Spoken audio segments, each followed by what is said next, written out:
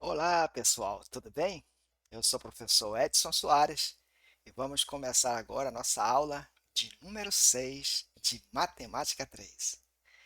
Na aula de hoje, nós vamos abordar as posições relativas da circunferência. E o nosso ponto de partida são as posições relativas entre ponto e circunferência. Considere um ponto P de coordenadas xp e yp e a circunferência lambda, cuja equação é o quadrado de x menos a mais o quadrado de y menos b igual a r ao quadrado, no plano cartesiano. O ponto P pode assumir as seguintes posições em relação à circunferência lambda. Primeiro caso, o ponto P ele é exterior à circunferência lambda, se somente se a distância do ponto P até o centro da circunferência for maior do que a medida do raio. Segundo caso. O segundo caso, o ponto P ele pertence à circunferência lambda se somente se a distância do ponto P até o centro da circunferência for igual à medida do raio.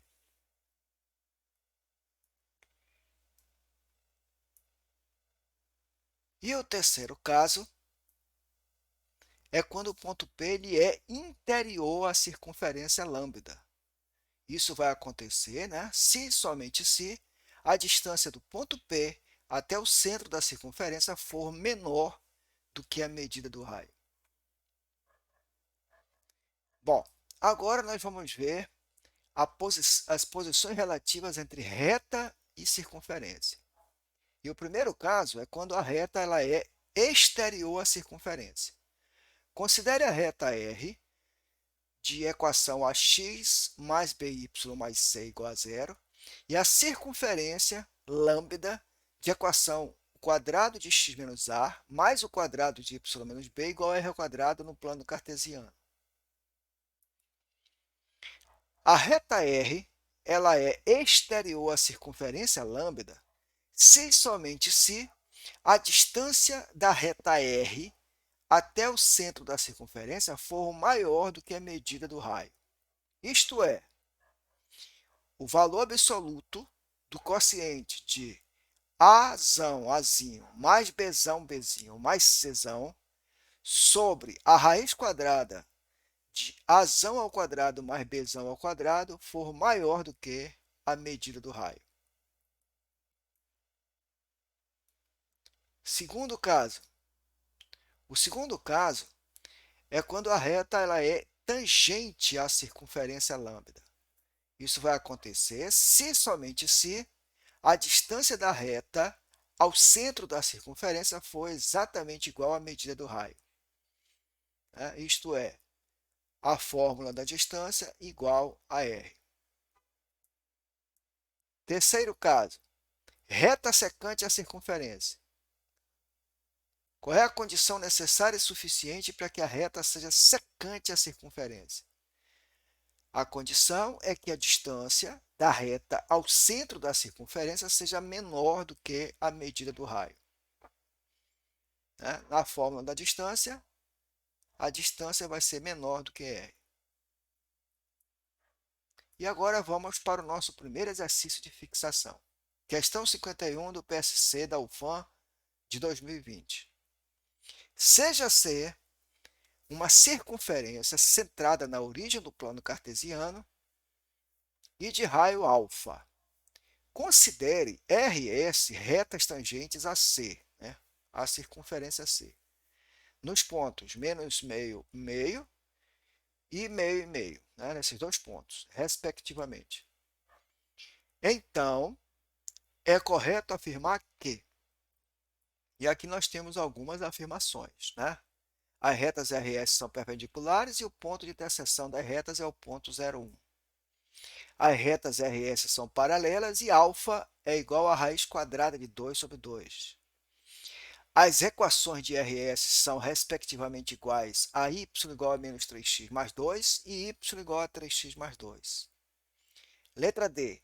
O ponto de interseção das retas RS é o ponto 02. E letra E, a equação de R é igual a y igual a menos x e alfa é igual a 2 sobre raiz quadrada de 2. Vamos à solução. Do enunciado, o que nós temos? Nós temos que o coeficiente, olha só, a partir do enunciado, né, do traçado das retas RS, nós conseguimos identificar, né, dá para calcular o coeficiente angular da reta R. Como é que a gente faz isso? Utilizando a definição da tangente, tangente de θ da reta R, que vai ser a medida do cateto oposto pelo cateto adjacente. Como é meio e meio aqui, meio cateto oposto e meio o cateto adjacente, dividindo vai dar 1. Então, o coeficiente angular da reta R é igual a 1. Já o coeficiente angular da reta S, que vai ser a tangente de θS, observe, θS é isso aqui, é o ângulo formado pelo eixo X até o encontro da reta S. Notem que o θS ele é o quê? Ele é o suplemento de quem? Do θR. Então, o coeficiente angular vai ser o quê? Vai ser menos 1. Bom, observando esses dois coeficientes angulares, a gente constata o quê? Que R e S são o quê? São perpendiculares. Bom, além disso, o que nós observamos do enunciado? Nós percebemos que o quadrilátero OTPS, que foi esse que eu construí aqui, olha, OS, né? OTPS, esse quadrilátero nada mais é do que um quadrado. Então, se ele é um quadrado, então os lados são iguais e medem quanto aqui? Olha quanto é que mede o lado aqui. Né? Vai ser a hipotenusa desse triângulo retângulo aqui. Certo? Por outro lado, TS e OP são as diagonais do quadrado. E TS, se você observar aqui, olha, esse segmento que é paralelo ao eixo X, ele mede quanto? Meio mais meio, que é igual a 1. Então, como ele é igual a OP, então nós concluímos que ponto P é o ponto de interseção das retas com o eixo Y, que corresponde ao ponto de coordenadas 0 e 1. Com isso, nós concluímos que a única afirmação correta é a letra A. Então, vamos continuando. Bom, agora nós vamos aprender as posições relativas entre circunferências. O primeiro caso são as circunferências exteriores. Considere as circunferências λ1 e λ2. λ1 com centro de coordenadas A e B e λ2 com centro de coordenadas C e D. E os raios de λ1 e λ2 iguais a R1 e R2. Tá? Então, nós temos aqui o primeiro caso de posição relativa. Então, as circunferências λ1 e λ2 são exteriores se somente se a distância entre seus centros, C1 e C2, for maior do que a soma das medidas de seus raios, R1 mais R2. Segundo caso. Segundo caso é quando as circunferências são tangentes exteriormente. Elas estão se tocando, mas de forma exterior. As circunferências λ1 e λ2 são tangentes exteriormente se somente se a distância entre seus centros, C1 e C2, for igual à soma das medidas de seus raios, ou seja, R1 mais R2. Terceiro caso, circunferências tangentes interiormente. Olha só, λ1 e λ2 são tangentes interiormente se somente se a distância entre seus centros for exatamente igual ao valor absoluto da diferença dos raios R1 e R2. Próxima posição, circunferências secantes. Quando que duas circunferências são secantes?